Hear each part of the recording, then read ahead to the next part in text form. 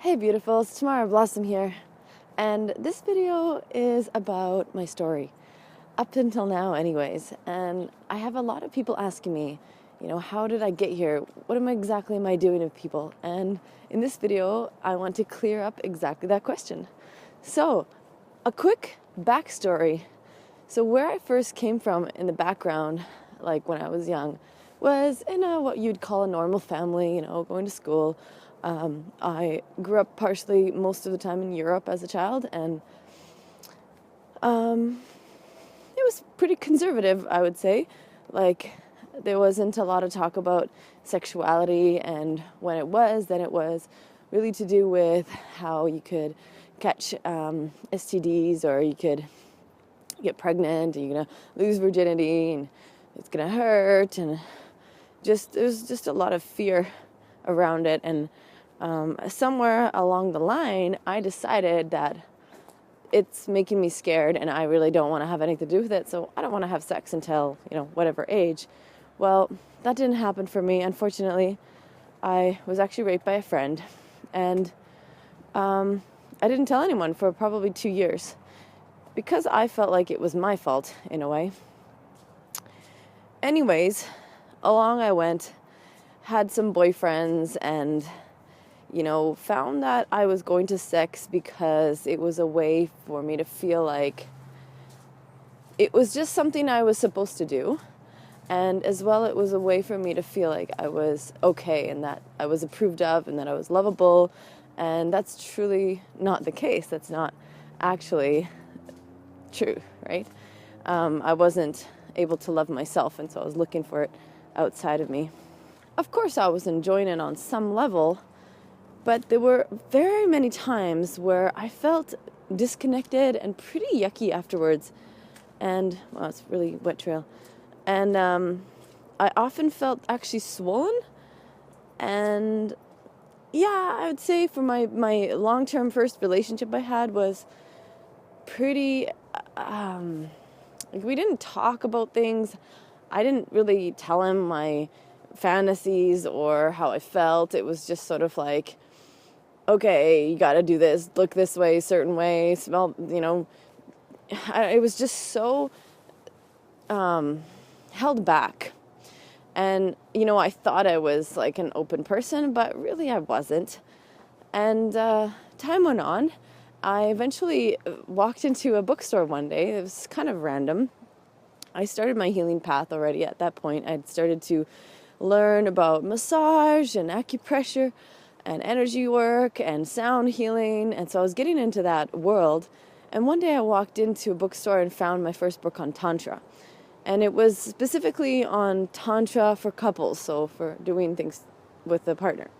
Which is interesting because, that was my introduction. So I thought Tantra was about connecting with another. I didn't even know that Tantra also is like primarily you first start with connecting with yourself so that you can connect with another. So here I was doing all this work on connecting with another. I mean, there were definitely some practices in there that I did that were about connecting with myself. Like, for example, I was doing dynamic meditation from, that's an Osho meditation for the prescribed amount of days, and I continued it after that.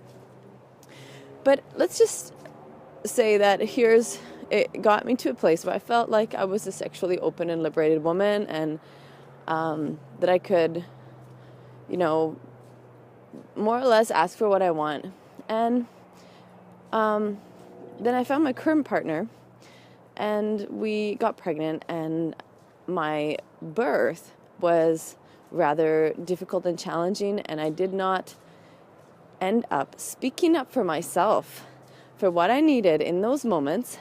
And ended up having, instead of the home birth that I planned and a water birth that I planned, I had gone to the hospital because it was 3 days in labor and nothing was happening. And there was, meconium, and people were afraid, and I was afraid. And so we all just went to the hospital. I ended up having emergency cesarean. Long story short on that one, that's a whole other topic. But it showed me that there's something that I'm not fully empowered. There's something that is blocking me, because I do believe that birth is a gateway, and I was very disappointed in myself, and I felt betrayed by myself and by my body. And after having a baby, my life turned sexually upside down. It was like all that I thought I was, like sexually open and liberated, was gone overnight, it seemed like. And, it makes sense. Of course, I had a child to take care of, right? I was not in the same world, in the same place. But, I feel like that's not the only thing. There was a lot of other stuff going on. And I do feel like it could be done differently, because so many things could be done differently.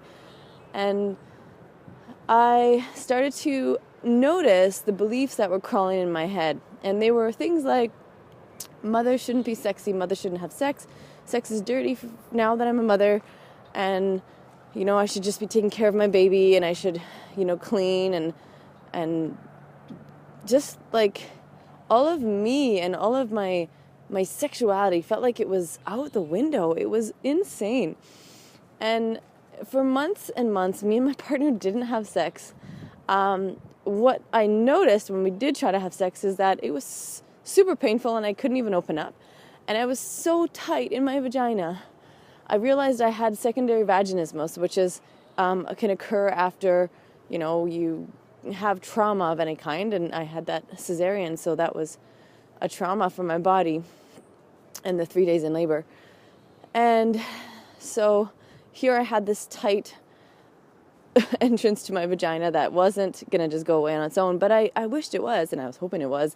And so, we didn't have sex for another few months, and another chunk of time was going by, and sometimes I would think of it and be like, I need to do something about this, but what?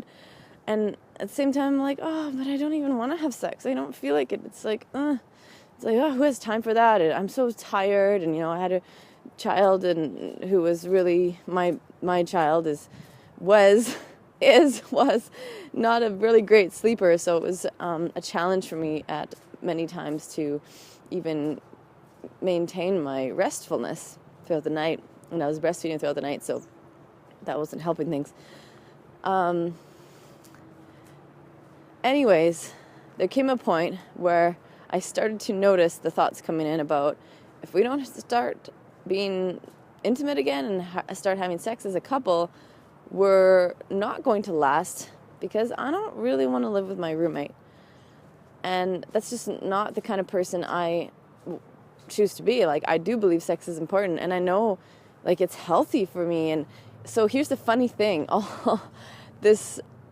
Right before we got pregnant, me and my partner had gone to Thailand, and we took training in Taoism and Tantra. And I had just learned about so many things about the yoni and how to keep her healthy and all that. But it's like, it was all gone because I had a child, and I was now in this world of being a mother, and I could hardly remember any of those things I learned. It was really weird. So I went back to my books. It was about a year and a half after my daughter was born that I really knew I needed to get serious on this, and I had to do something, or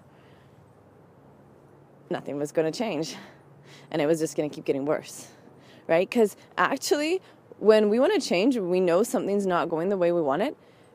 If you think another 2 years down the road, you think it's going to be the same, it's not going to be the same. It's going to either get worse, or it's going to get better if you start taking action, right?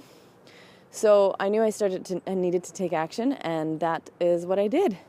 I started looking at all of my notes I took and all of the sessions we did, and I started getting back with a self-care, self-love practice, I called it at the time. Eventually, I coined it yoni alchemy, because I was like, you know what? It's like coming back to my body, connecting with my yoni, and then I feel transformed after her. And alchemy is such. It's like magical transformation, right? And so that was a year and a half after my daughter was born that I started. And I'm talking like, I just did it here and there, like maybe a couple times a month. I don't know. It was just super rare. It was when I was feeling really bad, I would do my yoni alchemy. And for another, to a year and a half, I think it was a year and a half that I just did that. And it's like, you go take a yoga class once in a while and you go, oh, it's really good, I should be doing that more. But you don't, because priorities. What are all the things we need to get done on our list that don't involve self-care and don't taking care of our bodies. We're always taking care of other people. So then my daughter was 2.5 when I decided it's time.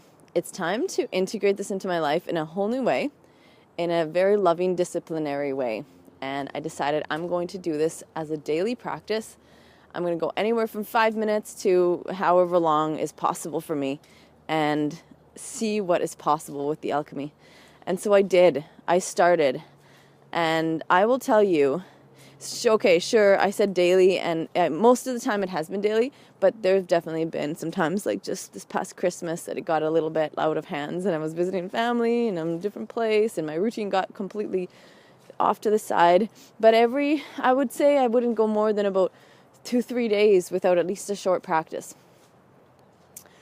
And so as soon as I started, actually about 2 weeks after I started doing my daily practice, I was in Costa Rica. We were all of us, my family, in Costa Rica, and someone approached me and said, "Hey, I've been wanting to do a Nia cacao ceremony," and Nia is a dance that I have been teaching for many years.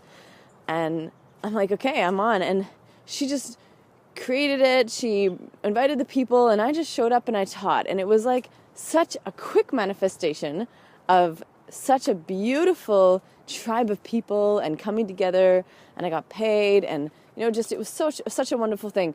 And then after that, it was like things were just starting to happen really quickly and effortlessly.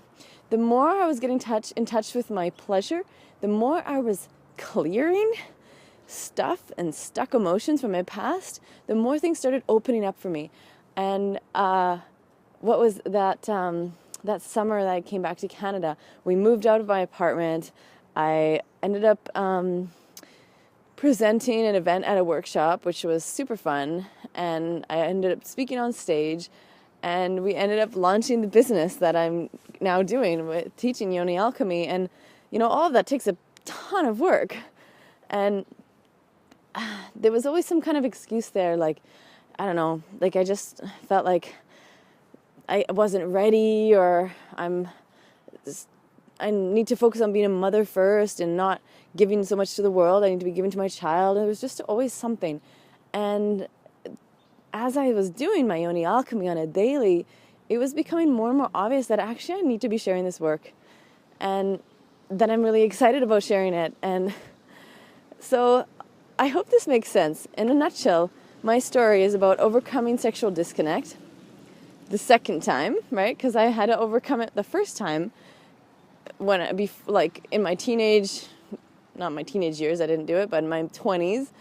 And then now as being a mother and realizing that I was all over again disconnected, and in a new way, like in such a way of like, oh, I have a baby and I don't really want him to see me. It was just weird. Such a taboo and such a programming from our childhood. So Yoni Alchemy is helping me feel amazing again, have energy. Oh my God, I just actually been using it to heal the cold that my body got. And I haven't been sick for like a year. I haven't been sick the whole time I've been doing Yoni Alchemy. And as soon as I stopped, I got sick. Well, not as soon as I stopped, but yeah, I stopped. And then I've been also eating crappy food around Christmas time and kind of letting all of my like normal things go. And staying up really late too. And that's not a normal thing for me. And my immune system went down and got a cold. But I did my Yoni Alchemy. Yesterday was like to boost my immune system, and I just immediately felt amazing. Like I was like, health and vitality throughout my whole process. And then I went out into the world, partner and I went out, and I was just feeling all right, even though I was still getting over this cold. I had the energy I wanted, and energy is what we need, is what we want. What are we cultivating for this year? What do you want? And not just what you want on the outside, but what do you want on the inside? How do you want to feel? Because I really do believe in this work. It's, other than moving my body daily, those are my two must-haves, must-dos for my body every single day. Well, and of course, rest and eating well. But I feel like those are like super foundational. And hopefully you have a grasp on that already. The next ones are, exercise, which most people already know.